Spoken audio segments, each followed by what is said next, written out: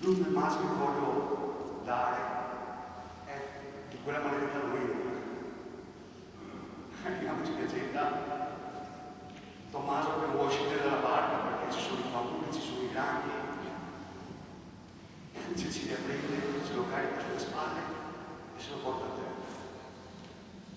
È stato il papà Roberto Piva, occhiali completo scuro, indagato per omicidio colposo dopo la tragica morte della figlioletta Cecilia, per la cui scomparsa si è sempre autoaccusato a voler prendere parola nella chiesa gremitissima di Santa Bertilla a Spinea per l'ultimo saluto alla ragazzina morta da appena 12 anni, domenica 30 giugno, mentre rimbarca in gita in laguna in zona Bacan di fronte a Sant'Erasmo con lui e con il figlioletto Tommaso.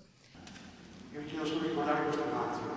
Due fratelli che hanno legato la funzione. E adesso basta poverarlo, per favore. Cecilia, quello di tutti i ragazzini, a lei piaceva il sorriso, piaceva il tempo. E allora per tutti, ricordiamoci il sorriso di Cecilia. Grazie a tutti.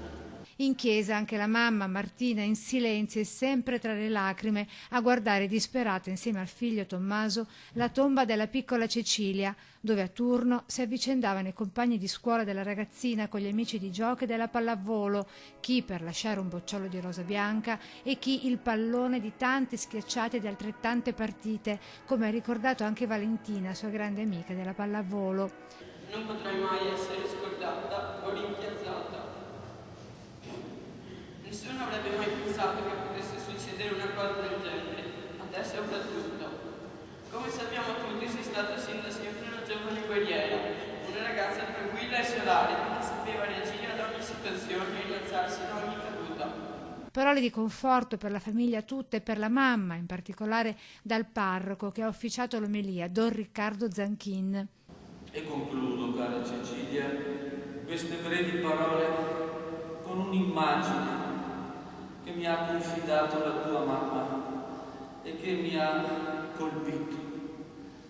La mamma mi diceva: è come se fosse tornata nel mio grembo, la sento dentro di me. Quindi il saluto commosso e partecipato degli amici tutti con il volo dei palloncini bianchi verso il cielo.